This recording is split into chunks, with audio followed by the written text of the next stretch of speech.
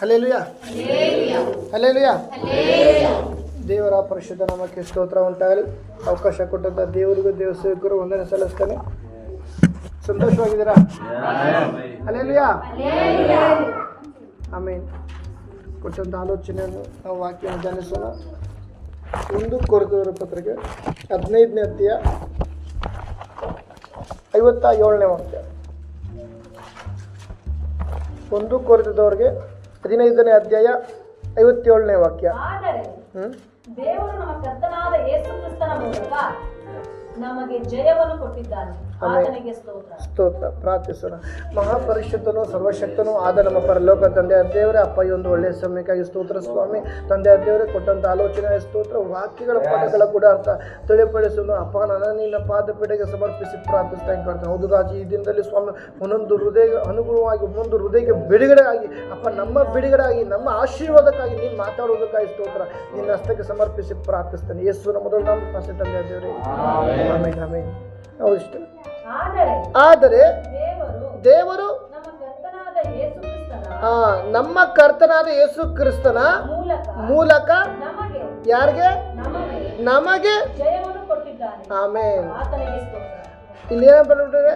ನಮಗೆ ಜಯವನ್ನು ಕೊಟ್ಟಿದ್ದಾನೆ, ಆತನಿಗೆ ಸ್ತೋತ್ರ. ನಮಗೆ ಜಯ ಕೊಟ್ಟಿದ್ದಾರೆ ಅಂದರೆ ದೇವರಿಗೆ ನಮ್ಮ ಮೇಲೆ ಎಷ್ಟು ಪ್ರೀತಿ ಇದೆ, ಹೌದಲ್ವಾ?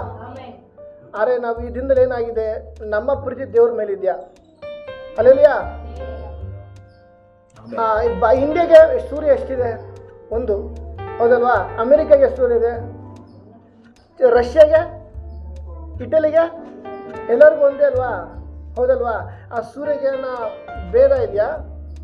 ಇಲ್ಲ ಸೂರ್ಯಕ್ಕೆ ಏನ ಮತ ಇದೆಯಾ? ಅದಕ್ಕೇನ ನನ್ನ ಸಪ್ರೇಟಾಗಿ ನನ್ನ ಜಾತಿ ಇದೆಯಾ? ಇಲ್ಲ ನಾನು ಇಂಥವ್ರಿಗೆ ಮಾತ್ರ ಬೆಳಕು ಕೊಡ್ತೀನಿ ಇದೆಯಾ?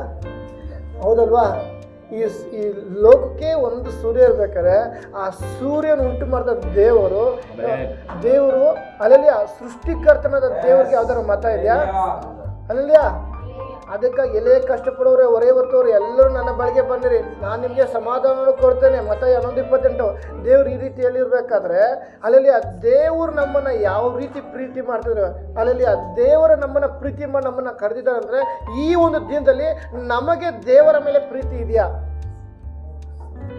ಅಲ್ಲಲ್ಲಿಯ ಆ ದೇವ್ರು ಯಾವುದೇ ರೀತಿ ಮತ ಇಲ್ಲ, ಹೌದಲ್ವಾ? ಎಲ್ಲರ ನಂತರ ಸ್ವಾಮಿಗೆ ಬಂದ್ಬಿಟ್ರೆ ಸಾಕು, ಮತ ಬದಲಾಯಿಸ್ಬೇಕು, ಕ್ರಿಶ್ಚಿಯನ್ ಆಗಬೇಕು. ಮಾನಸಾಂತರ ಆಗುತ್ತೆ. ಪಾಪದಿಂದ ಸತ್ಯದ ಕಡೆಗೆ ನಾವು ಮಾನಸಾಂತರ ಮಾತಿರುತ್ತೀವಿ.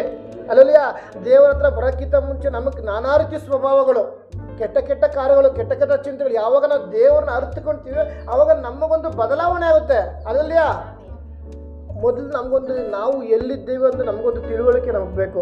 ನೋಡಿದ ದೇವರು ನಮಗೆ ಕರ್ತನಾದ ಯೇಸು ಕ್ರಿಸ್ತನ ಮೂಲಕ ನಮಗೆ ಜಯವನ್ನು ಕೊಟ್ಟಿದ್ದಾನೆ. ಯಾರಿಗೆ ನಮಗೆ ಜಯವನ್ನು ಕೊಟ್ಟಿದ್ದಾನೆ ಅಂದರೆ ದೇವ್ರಿಗೆ ನಮ್ಮ ಮೇಲೆ ಎಂಥ ಪ್ರೀತಿ ಇದೆ. ಆದರೆ ಈ ದಿನ ನಾವು ಆ ಪ್ರೀತಿ ನಾವು ದೇವ್ರ ಮೇಲೆ ಇಟ್ಟಿದ್ದೀವ, ಅದನ್ನು ನಾವು ಫಸ್ಟ್ ಪರಿಶೋಧನೆ ಮಾಡಬೇಕಾದ್ರು. ಒಂದು ಉದಾಹರಣೆಗೆ ಒಂದು ಅಂಗಡಿ, ಒಂದು ಮನೆ ಹೋಗ್ಬೇಕು ಅಂದರೆ ಉದಾಹರಣೆ, ಹೊಸ ಬರೋದು ಮನೆಗೆ ಬಂದರು, ಅನಿ ಬಂದರು, ಹೊಸ ಮನೆಗೆ ಹೋದರು, ಹೌದಲ್ವಾ? ಅದೇ ಪ್ರಕಾರ ಯಾರು ಈ ಲೋಕದಲ್ಲಿ ಜನಗಳು ಮನೆಗೆ ಹೋಗ್ಬೇಕು ಅಂದರೆ ಆ ಮನೆ ಅಗ್ನಿಮೂಲೆ, ಸೂರ್ಯ ಹುಟ್ಟಿದ ಬಾಕ್ಲು ಇವೆಲ್ಲ ನೋಡ್ತಾರೆ. ಇನ್ನೊಂದು ಚಿಕ್ಕ ಉದಾಹರಣೆ, ಒಂದು ದೇವರ ಮಕ್ಕಳೇ ಇರ್ಬೋದು, ಎಷ್ಟೋ ಕಡೆ ನಡೀತಿದ್ದು, ಒಂದು ಮದುವೆ ಎಲ್ಲ ಸೆಟ್ ಆಯಿತು, ಒಂದು ಹುಡುಗಿ ನೋಡ್ಕೊಂಬಂದ್ರು, ಮದುವೆ ಸೆಟ್ ಆಯಿತು. ದೊಡ್ಡವ್ರು ಏನಂತಾರೆ, ಫಾಸ್ಟ್ ಹತ್ರ ಹೋಗಿ ಮಾತಾಡಬೇಕು, ಡೇಟ್ ಫಿಕ್ಸ್ ಮಾಡಬೇಕು. ಇವತ್ತು ಟೈಮ್ ಸರಿ, ನಾಳೆ ಹೋಗೋಣ, ಇವತ್ತು ಗುಳಿಗೆ ಕಾಲ, ಯಮಗಂಟ ಕಾಲ. ದೇವರ ಮಕ್ಕಳಾದವರೇ ದೇವರು ಸಕಲವನ್ನು ಒಳ್ಳೆಯದೆಂದು ಸೃಷ್ಟಿ ಮಾಡಿದ್ದಾರೆ. ಎಲ್ಲವನ್ನು ಸೃಷ್ಟಿ ಮಾಡಿದಾಗ ಫಾಸ್ಟ್ ಹತ್ರ ಹೋಗ್ಬೇಕಾರೆ ಇವತ್ತು ಫಸ್ಟ್ ಮಟ್ ಮಂಗಳವಾರ ಸರಿ ಇಲ್ಲ, ಬೇರೆ ದಿನ ಹೋಗೋಣ, ಹೌದಲ್ವಾ? ದೇವರ ಮಕ್ಕಳಲ್ಲಿ ಈ ರೀತಿ ಇದೆ, ಹೌದಲ್ವಾ? ಎಂಥ ಒಂದು ಲೋಕದ ಪ್ರಕಾರ ಒಂದು ಅವಲಂಬಿತ ಡಿಪೆಂಡ್ ಆಗಿದ್ದಾರೆ ಅಂದರೆ ಈ ದಿನ ದೇವರು ನಮ್ಮನ್ನು ಆರಿಸ್ಕೊಂಡಿರುವಾಗ ದೇವರು ನಮ್ಮನ್ನು ಒಳ್ಳೆಯದೆಂದು ನಮಗಾಗಿ ಜಯವನ್ನು ಕೊಟ್ಟಿದ್ದಾರೆ ಅಂದರೆ ನಮ್ಮ ಮೇಲೆ ದೇವರು ಎಂಥ ಪ್ರೀತಿ ಇಟ್ಟಿದ್ದಾರೆ. ಆ ಒಂದು ಪ್ರೀತಿ ನಮ್ಮ ಮೇಲೆ ದೇವರು ಇಟ್ಟಿರುವಾಗ ನಮ್ಮನ್ನು ಸಕಲ ಅನೀತಿಗಳಿಂದ ಬಿಡಿಸಿ, ಸಕಲ ರೋಗಗಳಿಂದ ಬಿಡಿಸಿ, ಸಕಲ ಪಾಪದಿಂದ ಬಿಡಿಸಿ, ಒಂದು ಹೋರಾಟಗಳಿಂದ ಬಿಡಿಸಿ, ಒಂದು ಬಿದ್ದೋಗ ಪರಿಸ್ಥಿತಿ ನಮ್ಮನ್ನು ಕರೆದು ನಡೆಸಿರೋ ದೇವರು ನಮ್ಮ ಮೇಲೆ ಎಂಥ ಪ್ರೀತಿ ಇಟ್ಟಿದ್ದಾರೆ ಅಂದರೆ ಅದೇ ಪ್ರೀತಿ ಈ ದಿನ ನಾವು ದೇವ್ರ ಮೇಲೆ ಇಟ್ಟಿದ್ದೀವ. ಅಲ್ಲಲ್ಲಿಯಾ? ಒಂದು ಮನೆಗೆ ಹೋಗ್ಬೇಕಾದ್ರೆ ಅಗ್ನಿ ಮೂಲೆ, ಇದು ನೀರು ಮೂಲೆ. ಉದಾಹರಣೆಗೆ ಈ ಅದರ ದಿಕ್ಕುಗಳು 4 ಇದೆ, ಪೂರ್ವ, ಪಶ್ಚಿಮ, ಅಲ್ಲ ಉತ್ತರ, ದಕ್ಷಿಣ, ಹೌದಲ್ವಾ? ಅಲ್ಲೆಲಿಯಾ? ಇಲ್ಲೇ ಇದ್ರಾ?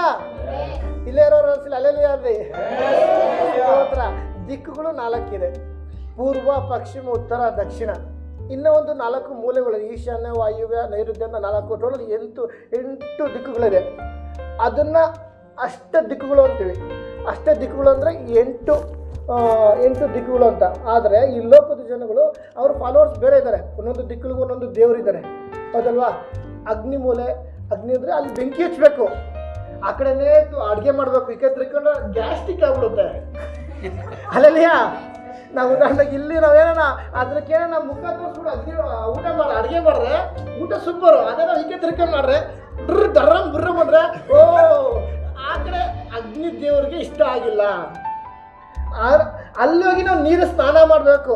ಅಲ್ಲಿ ನೀರು ಬಿದ್ದಿಲ್ಲ ಅಂದ್ರೆ ಅಲ್ಲಿ ನೀರು ದೇವ್ರಿಗೆ ನಮ್ಗೆ ಏನಪ್ಪ ನಾವು ಮಹಿಮೆ ಪಡಿಸೋಕ್ಕಾಗ್ತಿಲ್ಲ. ಈ ಲೋಕ ಜನಗಳು ಅಷ್ಟು ದಿಕ್ಕುಗಳು ಅಂದರೆ 8 ದೇವರು, ನಾನಾ ರೀತಿಯ ದೇವ್ರುಗಳು, 8 ದೇವ್ರಿಗೆ ಅದಾದ ದೇವ್ರಿಗೆ ಏನು ಮಾಡ್ತಾರೆ, ತೃಪ್ತಿಪಡಿಸ್ತಾ ಇದ್ದಾರೆ. ಅಲ್ಲಲ್ಲಿಯ ಆದರೆ ನಾವು ಅದ್ರ ಬಗ್ಗೆ ನಮ್ಮ ಅದು ಫಾಲೋವರ್ಸ್ ಬೇರೆ ಇದ್ದಾರೆ.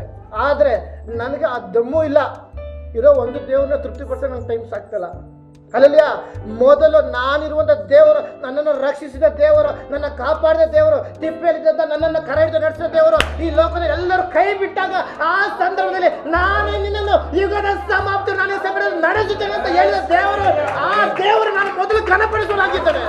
ಅಲ್ಲಲ್ಲಿಯ ಈ ಲೋಕದ ಜನರು 1000 ಹೇಳ್ಬೋದು, ನಾನು 4 ದಿಕ್ಕುಗಳಿರುವಂಥ ದೇವ್ರನ್ನ ಏನು ಮಾಡ್ತೀನಿ, ಘನಪಡಿಸ್ತೇನೆ. ವಾಯುವಿರೋ ದೇವ್ರನ್ನ ಘನಪಡಿಸ್ತೇನೆ, ಅಗ್ನಿಲಿರೋ ದೇವ್ರನ್ನ ಘನಪಡಿಸಿಲ್ಲ ಅಂದ್ರೆ ನನಗೆ ಅಡ್ಗೆ ಡರ್ರಂ ಬುರ್ರಮ್ಮ ಕೊಡುತ್ತೆ. ನೋ, ಹೆಂಗೆ ಆಗ್ಬೋದು? ನಾನು ಇದನ್ನ ಘನಪಡಿಸುವಂಥ ದೇವರು, ಈ ಸೂರ್ಯ, ಆಕಾಶ, ಗಿಡ, ಮರ ಎಲ್ಲ ಉಂಟು ಮಾಡಿದ ದೇವರು, ನನ್ನನ್ನು ರಕ್ಷಿಸಿದ ದೇವರು, ನಿಜವಾದ ದೇವರು, ಈ ಸೃಷ್ಟಿಕರ್ತನಾದ ದೇವರನ್ನು ನಾನು ಆರಾಧಿಸುತ್ತೇನೆ. ಅದಕ್ಕಾಗಿ ಆತನು ನನ್ನನ್ನು ಜಯದ ಕಡೆಗೆ ನನ್ನನ್ನು ಕೊಟ್ಟು ನಡೆಸುವುದಾಗಿದ್ದಾನೆ. ಅಲ್ಲಲ್ಲಿಯ ಯಾಕಾಗಿ ದೇವರು ನಮ್ಮ ಕರ್ತನಾದ ಯೇಸು ಕ್ರಿಸ್ತನ ಮೂಲಕ ನಮಗೆ ಜಯವನ್ನು ಕೊಟ್ಟಿದ್ದಾನೆ. ಈ ದಿನ ಅನೇಕರಿಗೆ ಜಯವನ್ನು ಕೊಡುವಂಥ ಸಮಯವಾಗಿದೆ.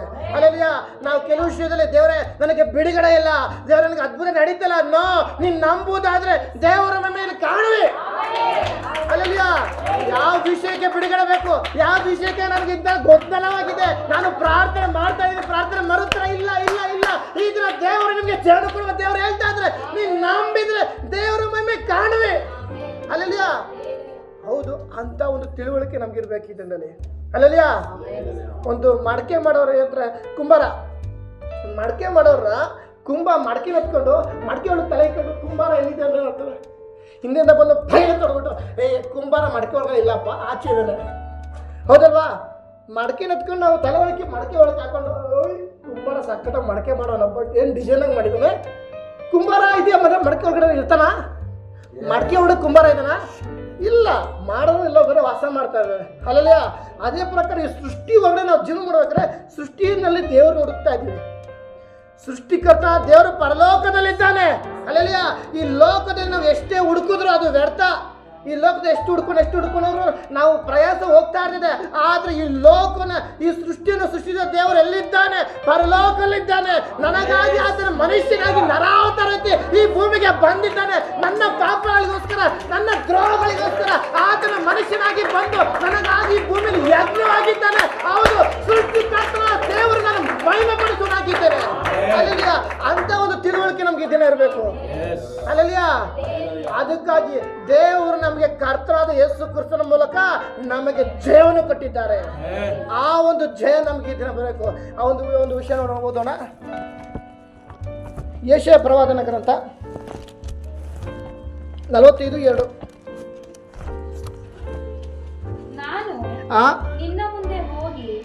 ಅಲ್ಲಲ್ಲಿಯ ಎಷ್ಟು ಜನ ನಂಬ್ತೀರ ಈ ದಿನ ನನಗೆ ಜಯ ಇದೆ ಅಂತ, ನನ್ನ ಮಕ್ಕಳಿಗೆ ಜಯ ಇದೆ ಅಂತ, ನನ್ನ ಕುಟುಂಬಕ್ಕೆ ಜಯವಿದೆ, ನನ್ನ ಸಭೆಗೆ ಜಯವಿದೆ, ಅಲ್ಲಲ್ಲಿಯ ನನ್ನ ಆತ್ಮಕ್ಕೆ ಜೀವಿತಕ್ಕೆ ಜಯ ಇದೆ. ಅಲ್ಲಲ್ಲಿಯ ನಾನು ನಿನ್ನ ಮುಂದೆ ಹೋಗಿ ದಿಣ್ಣೆಗಳನ್ನು ಸಮ ಮಾಡುವೆನು. ಈ ದಿನ ನಮ್ಮ ಮಾರ್ಗದಲ್ಲಿ ದಿಣ್ಣೆ ಆಗಿದೆ. ಅಲ್ಲಲ್ಲಿಯ ನಾವು ಸತ್ಯದ ಮಾರ್ಗದ ಕಡೆ ತೆರೆದಿದ್ದೇವೆ. ಅಲ್ಲಲ್ಲಿಯ ದೇವರನ್ನ ಆರಾಧಿಸಿದ್ದೇವೆ. ಒಂದು ಸಾಂಪ್ರದಾಯಿಕ ಪ್ರಾರ್ಥನೆ ಆಗಿದೆ. ಅಲ್ಲಲ್ಲಿಯ ಬರ್ತಾ ಇದೀವಿ, ಆರಾಧಿಸ್ತಾ ಇದೀವಿ, ಸಭೆಯಲ್ಲಿ ಬಿಡುಗಡೆ ಇಲ್ಲ, ನಮ್ಮ ಜೀವಿತದಲ್ಲಿ ಬಿಡುಗಡೆ ಇಲ್ಲ. ಆದರೆ ಬಿಡುಗಡೆ ಇಲ್ಲ ಅಂತ ಕೊಡುವುದಿಲ್ಲ, ನಾವು ಇದನ್ನು ಸಮರ್ಪಿಸಿ ದೇವರ ಚಿತ್ತಕ್ಕೆ ಒದಗಿಸಿಕೊಡುವುದೇ. ಆದರೆ ದೇವ್ರು ಹೇಳ್ತಾ ಇದ್ರೆ ನೀನು ನಂಬುದ್ರೆ ದೇವರ ಮಹಿಮೆ ಕಾಣುವೆ. ಹೌದು, ನಿನ್ನ ಮುಂದೆ ನಾನು ಹೋಗ್ತಾ ಇದ್ದೀನಿ, ನಿನ್ನ ಮುಂದೆ ಎಂತ ಹಳ್ಳ ಇರ್ಬೋದು, ದಿಣ್ಣೆ ಇರ್ಬೋದು, ಅಂಶ ಇರ್ಬೋದು, ಅದನ್ನು ನಾನು ಇದನ್ನು ಸಮ ಮಾಡುವೆನು. ಅಲ್ಲೆಲಿಯ ನಾನು ನಿನ್ನ ಮುಂದೆ ಹೋಗುವೆನು. ದೇವ್ರು ಹೇಳ್ತಾ ಇರೋದು ಮನುಷ್ಯರು ಹೋಗ್ತಾ ಇಲ್ಲ. ಅಲ್ಲೆಲಿಯ ನಮ್ಮ ದೊಡ್ಡಪ್ಪ ಹೋಯ್ತಿಲ್ಲ, ಚಿಕ್ಕಪ್ಪ ಹೋಯ್ತಿಲ್ಲ, ಈ ಭೂಮಿ ಆಕಾಶ ಉಂಟು ಮಾಡಿದ ದೇವರು ನಿನ್ನ ಮುಂದೆಗಡೆ ಹೋಗ್ತಾ ಇರೋದು. ಅಲ್ಲೆಲಿಯ ನಿನ್ನ ಮುಂದೆ ಹೋಗಿ ಮುಂದೆ ಹೋದಿಷ್ಟು ನೋಡಿದ್ರ ತಾಮ್ರದ ಕದಗಳನ್ನು ಒಡೆದು ಅಲ್ಲೆಲಿಯ ಅಲ್ಲೆಲಿಯ ಎಂತ ತಾಮ್ರದ ಕದ ಆಗಿರ್ಬೋದು, ಕಬ್ಬಣ ಮುಚ್ಚಿ ಹಾಕಿರ್ಬೋದು, ಆದ್ರೆ ನನ್ನ ಮುಂದೆ ಹೋಯ್ತಿರೋದು ತೂಕಡಿಸದೆ ನಿಯಂತ್ರಿಸದೆ ಇರುವ ತಂದಿನ ದೇವರು ಈಗ ನನ್ನ ಮುಂದೆ ಹೋಗುತ್ತಿರುವುದಾಗಿದೆ.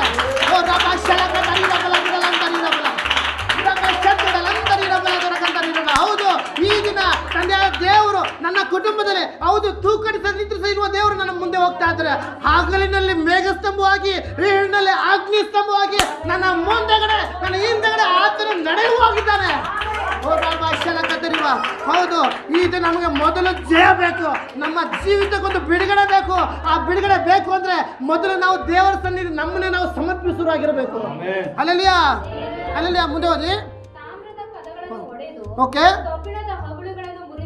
ಓಕೆ ಏನಂತ ನಿನ್ನ ಹೆಸರು ಹಿಡಿದು ಕರೆಯುವ ನಾನು ಯೆಹೋವನು. ಅಲ್ಲೆಲಿಯ ನೋಡ್ರ, ದೇವರು ನನ್ನನ್ನು ಹೆಸರಿದು ಕರೆದಿದ್ದಾರೆ ಅಂದರೆ ದೇವ ದೃಷ್ಟಿಯಲ್ಲಿ ನಾನು ಎಂಥವನು. ಅಲ್ಲೆಲಿಯ ಅಲ್ಲಿ ಹೇಳ್ತಾ ಇದೆ ನಾನು, ಆದರೆ ದೇವರು ನಮ್ಮ ಕರ್ತನಾದ ಯೇಸು ಕ್ರಿಸ್ತರ ಮೂಲಕ ನಮಗೆ ಜಯವನ್ನು ಕೊಟ್ಟಿದ್ದಾರೆ. ಅಲ್ಲೆಲಿಯ ನಮಗೆ ಜಯವನ್ನು ಕೊಟ್ಟಿದ್ದಾರೆ ಅಂದರೆ ದೇವರು ಹೇಳ್ತಾ ಇದ್ರೆ ನಾನು ನಿನ್ನ ಹೆಸರು ಹಿಡಿದು ಕರೆದಿದ್ದೇನೆ.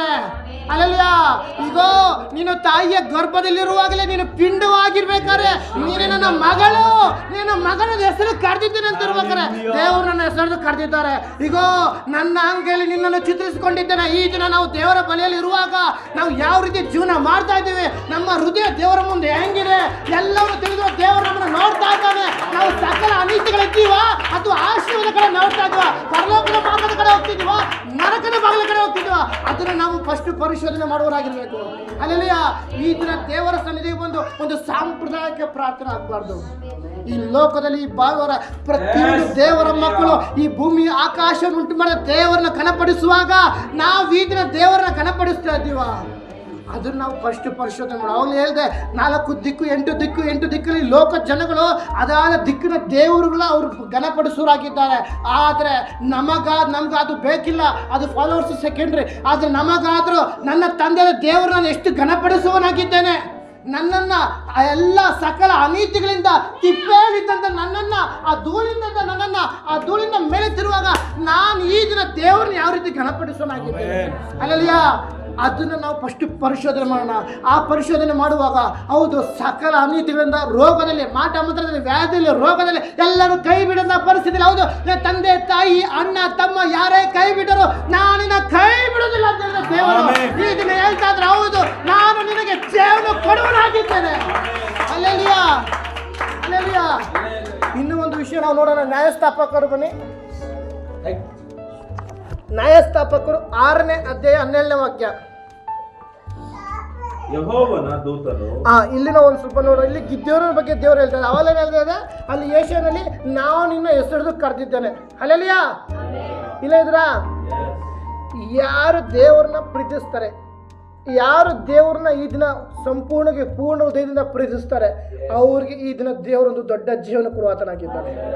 ನಾವು ಅನ್ಕೊಬೋದು ದೇವರೇ ನಾನು ಪ್ರಾರ್ಥನೆ ಮಾಡ್ತಾ ಇದ್ದೀನಿ, ನನಗೆ ಬಿಡುಗಡೆ ಬೇಕು, ನಂಗೆ ದೇವ್ರ ಅದ್ಭುತ ಬೇಕು, ನಾನು ಲಾಸ್ಟ್ ಟೈಮ್ ಹೇಳಿದೆ ದೇವರೇ ಆಶೀರ್ವಾದಪ್ಪ ಅಂತ ಒಂದು ತಕ್ಕಂತ ಕಷ್ಟ ಆಗ್ತಾರೆ. ಎಸಪ್ಪ ಏನು ನಾನು ಆಶೀರ್ವಾದ ಕೇಳಿದ್ರೆ ಕಷ್ಟ ಅಂತ ಫಸ್ಟ್ ಆ ಕಷ್ಟನ ಪಾಸ್ ಮಾಡೋ ಮುಂದೆ ಒಂದು ಆಶೀರ್ವಾದ ಇದೆ. ಅಲ್ಲಲ್ಲಿಯ ಅದೇ ಪ್ರಕಾರ ಈ ದಿನ ನಮ್ಗೆ ಇಷ್ಟು ದಿವಸದಿಂದ ಕಷ್ಟಗಳು ಒಂದು ಒದ್ದಾಡುವಂಥ ಪರಿಸ್ಥಿತಿ ಆಗಿದೆ, ವಿಲ ಆಡೋ ಪರಿಸ್ಥಿತಿ ಆಗಿದೆ. ಬರ್ತಾ ಇದೀವಿ, ಆರಾಧನೆ ಮಾಡ್ತಾ ಇದೀವಿ, ಆದರೆ ಎಲ್ಲೋ ಒಂಥರ ಒಂದು ಕಟ್ಟಪಟ್ಟ ಪರಿಸ್ಥಿತಿ ಇದೆ. ಆದರೆ ದೇವರು ಹೇಳ್ತಾ ಇದ್ರೆ ಈ ದಿನ ನಾನು ನಿಮಗೆ ಜಯವನ್ನು ಕೊಡ್ತೇನೆ. ಅಲ್ಲಲ್ಲಿಯ ಅದಕ್ಕಾಗಿ ಯೆಶಾಯ ಬರೆದ ಪ್ರವಾದನೆ ನಾನು ನಿನ್ನನ್ನು ಹೆಸರಿದು ಕರೆದಿದ್ದೇನೆ. ಅಲ್ಲಲ್ಲಿಯ ಇಲ್ಲಿ ನಾವು ಬಂದಾಗ ನ್ಯಾಯಸ್ಥಾಪಕರು ದೇವರು ಇಸ್ರಾಯೇಲರು ದೇವರಿಗೆ ವಿರುದ್ಧವಾಗಿ ನಡೆದು ಜೀವನ ಮಾಡ್ತಾ ಇರ್ತಾರೆ. ದೇವರಿಗೆ ವಿರುದ್ಧವಾಗಿ ಅಲ್ಲಿ ಒಂದು 6ನೇ ಅಧ್ಯಾಯ ಹೋಗುವಾಗ ಇಸ್ರಾಯೇಲ್ ತಿರುಗಿ ಯೆಹೋವನ ದೃಷ್ಟಿಯಲ್ಲಿ ದ್ರೋಹಿಗಳಾದರು. ಅಲ್ಲಲ್ಲಿಯ ದೇವರು ಅವರ ಕಟ್ಟಲ್ಪಟ್ಟ ಪರಿಸ್ಥಿತಿನ ಬಿಡಿಸಿದ್ರು, ಹೌದಲ್ವಾ?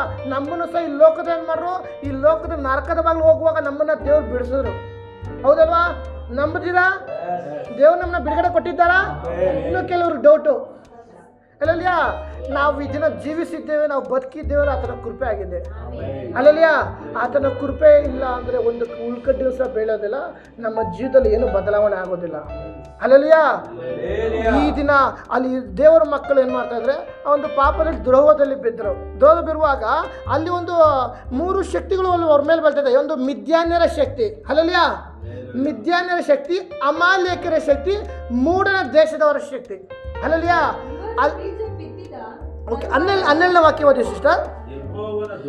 ಯೆಹೋವನ ದೂತನು ಗಿದ್ಯೋನನಿಗೆ ಪ್ರತ್ಯಕ್ಷನಾಗಿ, ಒಂದು ನಿಮಿಷ, ಈತನ ದೇವರ ಸನ್ನಿಧಿಯಲ್ಲಿ ದಾಹವುಳ್ಳವರ ಮೇಲೆ ನನ್ನ ಆತ್ಮವನ್ನು ಸುರಿಸುತ್ತೇನೆ ಅಂತ ಹೇಳಿರುವಾಗ, ಯಾರು ದೇವರೇ ನನಗೆ ಬಿಡುಗಡೆ ಬೇಕು, ನನ್ನ ಕುಟುಂಬಕ್ಕೆ ಬಿಡುಗಡೆ ಬೇಕು, ನನಗೆ ಬಿಡುಗಡೆ ಬೇಕು, ಆತ್ಮಿಕ ಜೀವನ ನನ್ನ ನಡೆಸಬೇಕು ಅಂತ ನೀನು ಬೇಡುವುದೇ ಆದರೆ ಗಿದ್ಯೋನನಿಗೆ ಪ್ರತ್ಯಕ್ಷನಾದ ದೇವರು ಇಂದು ನಿಮಗೂ ಸಹ ಪ್ರತ್ಯಕ್ಷನಾದ ಶಕ್ತನಾಗಿದ್ದಾನೆ.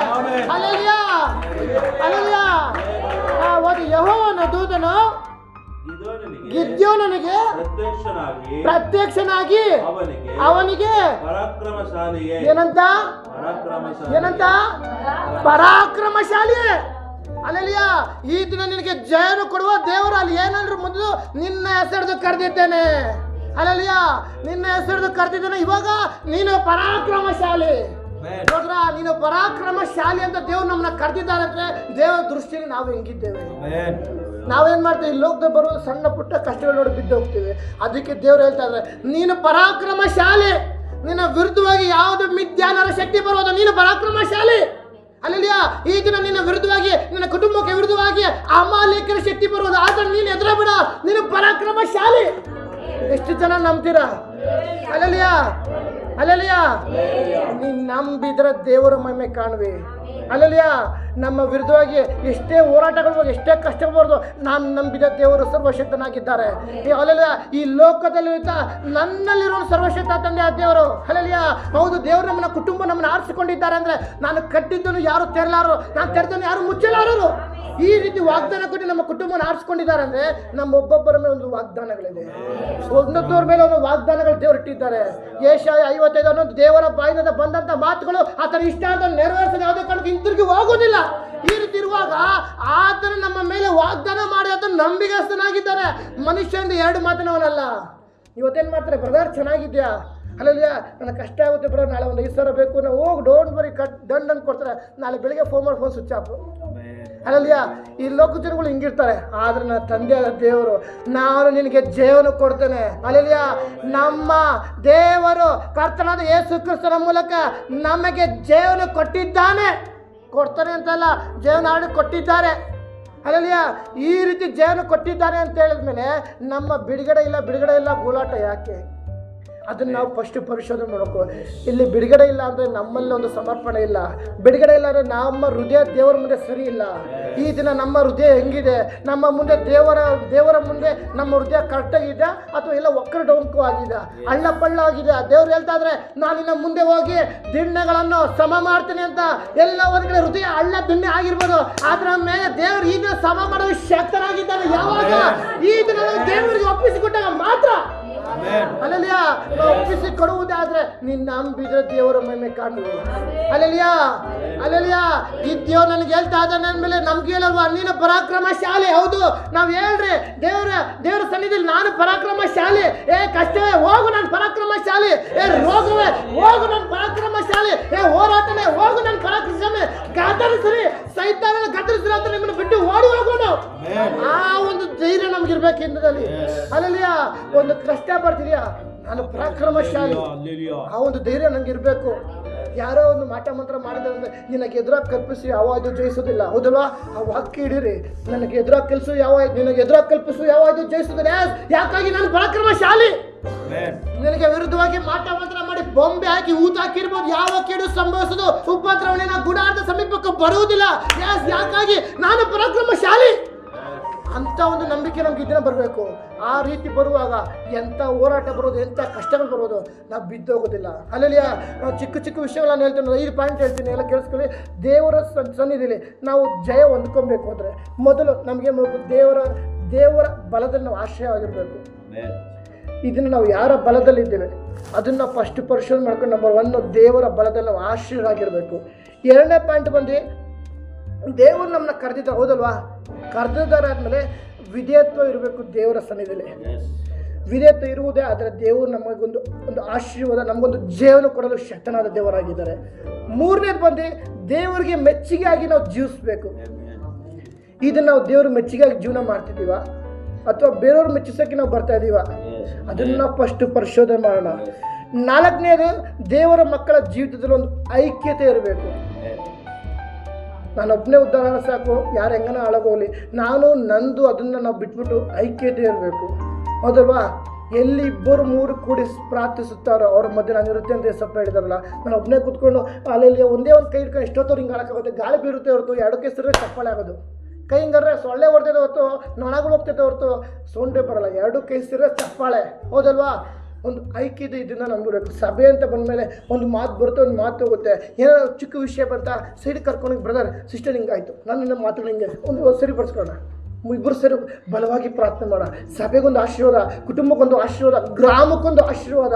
ಆ ರೀತಿ ನಮಗೊಂದು ಐಕ್ಯತೆ ಇರಬೇಕು. ಇದರಿಂದಲೇ ಲಾಸ್ಟ್ನೇ ಪಾಯಿಂಟ್ ಅಂದರೆ ದೇವರ ಮಹಿಮೆ ಪಡಿಸೋದ್ರ ನಾವು ಎಚ್ಚರವಾಗಿರಬೇಕು. ಇವತ್ತು ಕೆಲಸ ಇದ್ರೂ ಸ್ತೋತ್ರ, ಕೆಲಸ ಇಲ್ಲ ಅನ್ನೋ ಸ್ತೋತ್ರ. ಮೊದಲು ನಾವು ದೇವರಿಗೆ ಮಹಿಮೆ ಪಡಿಸ್ಬೇಕು. Hallelujah, hallelujah, hallelujah. ದಾವೀದ ಅರಣ್ಯದಲ್ಲಿದ್ದ, ಕುರಿ ಮೇಯಿಸಿದ್ದ. ಎಲ್ಲ ಸಂದರ್ಭದಲ್ಲೂ ಏನು ಮಾಡಿದ್ರೆ ಕುರಿ ಮೇಯಿಸ್ಕೊಂಡು ದೇವ್ರ ಮಹಿಮೆ ಪಡಿಸಿದ. ಅದಕ್ಕೆ ಏನು ಮಾಡಿದ್ರು, ಅವನ ದಾವೀದನ ಅರಣ್ಯದಲ್ಲಿದ್ದಂಥ ಕುರಿ ಮೇಯಿಸಿದ ಇಸ್ರಾಯೇಲ್ ದೇಶದ ರಾಜನಾಗಿ ದೇವ್ರು ಮಾರ್ಪಡಿಸಿದ್ರು, ಹೌದಲ್ವಾ? ಹಲ್ಲೆಲೂಯಾ. ದಾನಿಯೇಲನು ದೇವರ ಸನ್ನಿಧಿಯಲ್ಲಿ ಸದಾಕಾಲ ಯಾವಾಗೂ ಪ್ರಾರ್ಥನೆಯಲ್ಲಿ ದೇವನು ಭಯಪಟ್ಟು ಜೀವನ ಮಾಡ್ತಿದ್ದ, ಹೌದಲ್ವಾ? ಸಿಂಹದ ಬಾಯಿಗೆ ಹೋದ್ರು ಸಹ ಸಿಂಹವನ್ನು ಮುಟ್ಟಕ್ಕಾಗಿಲ್ಲ, ಯಾಕಾಗಿ ಅವನ ಸಂಗಡ ದೇವರಿದ್ರು. ಹಲ್ಲೆಲೂಯಾ. ಯೋಸೇಫನ ಜೀವಿತ ನೋಡ್ಬೋದು, ಎಲ್ಲರೂ ಕೈ ಬಿಟ್ಟೆಲ್ಲ ಪರಿಸ್ಥಿತಿ ಬಂತು. ನಾವು ಬೇರೆ ಯಾರೋ ನೋಡಿದ್ರೆ ಸತ್ಯವೇದ ನೋಡುವಾಗ ಇದರಲ್ಲೇ ಇದೆ ಉದಾಹರಣೆಗಳು, ಹೌದಲ್ವಾ? ಈ ದಿನ ದೇವರು ನಮ್ಮ ಜೀವನದಲ್ಲಿ ಜೀವನ ಕೊಡಬೇಕು ಅಂದರೆ ಮೊದಲು ನಾವು ದೇವರ ವಿಷಯದಲ್ಲಿ, ದೇವರ ಮುಂದೆ ನಾವು ಹೆಂಗಿದ್ದೇವೆ, ನಮ್ಮ ಹೃದಯ ಹೆಂಗಿದೆ, ಅದನ್ನು ನಾವು ಫಸ್ಟ್ ಪರಿಶೋಧನೆ ಮಾಡ್ಕೊಳ್ಳೋಣ.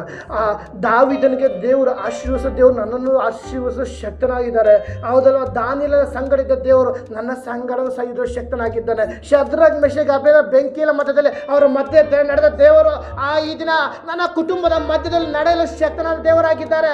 ಸಮುದ್ರನ ವಿಭಾಗ ಮಾಡಿ ಹಗಲಿನಲ್ಲಿ ಮೇಘಸ್ತಂಭ, ಇರುಳಿನಲ್ಲಿ ಅಗ್ನಿಸ್ತಂಭ ಇಸ್ರಾಯೇಲನ್ನು ನಡೆಸಿದ ಪ್ರಕಾರ ನನ್ನ ಕುಟುಂಬನು, ನನ್ನ ಆತ್ಮಿಕ ಜೀವಿತ ಅದೇ ಪ್ರಕಾರ ಎಂತ ಪರಿಸ್ಥಿತಿ ಬಂದ್ರು ಸಹ, ಒಂದು ಕತ್ತಲೆ ಪರಿಸ್ಥಿತಿ ಬಂದ್ರು ಸಹ ಅದರ ಮಧ್ಯದಲ್ಲಿ ನಾನಿದ್ದೇನೆ. ಹಗಲಿನಲ್ಲಿ ಮೇಘಸ್ತಂಭ, ಇರುಳಿನಲ್ಲಿ ಅಗ್ನಿಸ್ತಂಭ, ಆ ರೀತಿ ನನ್ನ ಕುಟುಂಬ ನಡೆಸುವ ಇದ್ದಾರೆ. ಹಲ್ಲೆಲೂಯಾ. ನಿನ್ನನ್ನು ಕಾಯುವಾತನು ತೂಕಡಿಸದೆ ನಿದ್ರಿಸದೆ ಇರುವನು. ಎಸ್, ನನ್ನನ್ನು ಕಾಯುವಾತನು ಸದಾಕಾಲ ಜೀವಿಸುವನಾಗಿದ್ದಾನೆ. ಈ ರೀತಿ ಅದಕ್ಕಾಗಿ ದೇವರು ಹೇಳ್ತಾರೆ, ನೀನು ಯಾರು? ನಾನು ಪರಾಕ್ರಮಶಾಲಿ. ದೇವರು ನನಗೆ ಪರಾಕ್ರಮಶಾಲಿ ಅಂತ ಹೇಳಿದ ದೇವರು ನಿನಗೂ ಇದನ್ನ ಹೇಳ್ತಾ ಇದ್ದಾರೆ, ನೀನು ಇದನ್ನ ಪರಾಕ್ರಮಶಾಲಿ ಆಗಿದ್ದೀಯಾ. ಅದಕ್ಕೆ ನೀನು ಯೆಶಾಯದಲ್ಲಿ ನಿನ್ನನ್ನು ಹೆಸರು ಕರೆದಿದ್ದೇನೆ. ಯಾಕಾಗಿ? ನಿನಗೆ ಜಯವನ್ನು ಕೊಡುವುದಕ್ಕಾಗಿ. ಹಲ್ಲೆಲೂಯಾ. ಇದನ್ನು ನಾವು ಪ್ರಾರ್ಥನೆ ಮಾಡ್ತಾ ಇದ್ದೀವಿ. ಎಂಥ ಶತ್ರುಗಳು ಬರ್ಬೋದು, ಎಂಥ ಹೋರಾಟ ಬರ್ಬೋದು, ಎಂಥ ಕಷ್ಟದ ಪರಿಸ್ಥಿತಿ ಬರ್ಬೋದು, ಅದು ಕೇಳಿ ನಾನು ಈ ದಿನ ಪರಾಕ್ರಮಶಾಲಿ ಆಗಿದ್ದೇನೆ. ಹಲ್ಲೆಲೂಯಾ. ಕಳೆದ ಒಂದು ವಾಕ್ಯ ಓದೋಣ, ಧರ್ಮೋಪದೇಶ ಕಾಂಡ 24ನೇ ವಾಕ್ಯ ಓದಿ.